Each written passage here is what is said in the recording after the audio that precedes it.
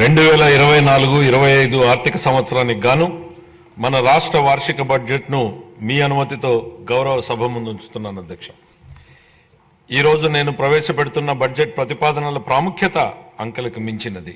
మన రాష్ట్రాన్ని కాపాడాలని అపూర్వమైన తీర్పునిచ్చిన ప్రజల సంకల్పానికి ఇది ప్రతిబింబం.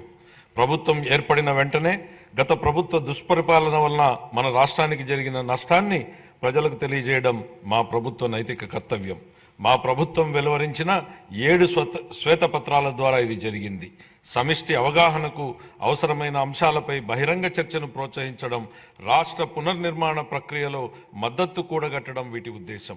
ఈరోజు మన రాష్ట్రం ఎదుర్కొంటున్న సవాళ్లు రాష్ట్ర ఆర్థిక వ్యవహారాల దుర్వినియోగం, రాష్ట్ర వనరుల మళ్లింపు, లోపభూయిష్టమైన ఎక్సైజ్ మరియు ఇసుక విధానాల వలన సహజ వనరుల దోపిడీ వలన రాష్ట్ర ఆదాయానికి గండిపడడం, ప్రభుత్వ పన్నులను దారి మళ్లించడం ద్వారా రాబోయే 25 సంవత్సరాల భవిష్యత్తు ఆదాయాన్ని గణనీయంగా తగ్గించడం, పరిమితికి మించి రుణాలను అధిక వడ్డీ రేట్లకు తీసుకోవడం, కేంద్ర ప్రభుత్వ మార్గదర్శకాలను ఉల్లంఘించి రుణాలను తీసుకోవడం, కేంద్ర ప్రాయోజిత పథకాల నిధుల మళ్లింపు, పిల్లల పౌష్టికాహారం కోసం చిక్కి వైద్య సామగ్రి వంటి ముఖ్యమైన పథకాలకు చెల్లింపులు నిలుపుదల, స్థానిక సంస్థల నిధుల మళ్లింపు, ఉద్యోగులకు పేరుకుపోయిన బకాయిలు, వివిధ పనులకు చెందినటువంటి బిల్లుల బకాయిలు, అన్ని ప్రాజెక్టులను స్తంభింపజేయడం ద్వారా నీటిపారుదల రంగం పతనం, ఇంధన రంగం విధ్వంసం,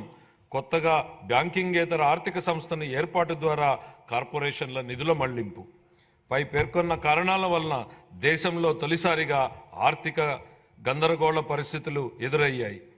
కంట్రోలర్ అండ్ ఆడిటర్ జనరల్ వారి నివేదికలో రాష్ట్ర ఆర్థిక పరిస్థితిపై ప్రతికూలంగా వ్యాఖ్యానించడం జరిగింది. నేడు రాష్ట్ర ఆర్థిక వ్యవస్థ పతనం అంచున ఉంది.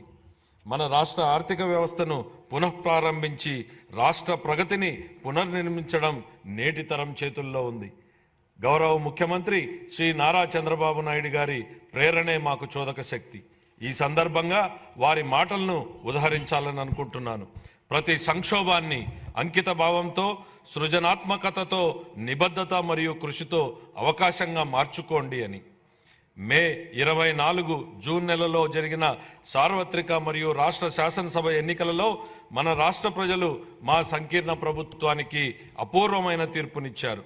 57% ఓట్లతో 175 సీట్లకు గాను 164 సీట్లు రావడం మాకు దక్కిన గౌరవం. అసాధారణమైన ఆధిక్యతతో 93% సీట్లని మేము గెలవగలిగాం.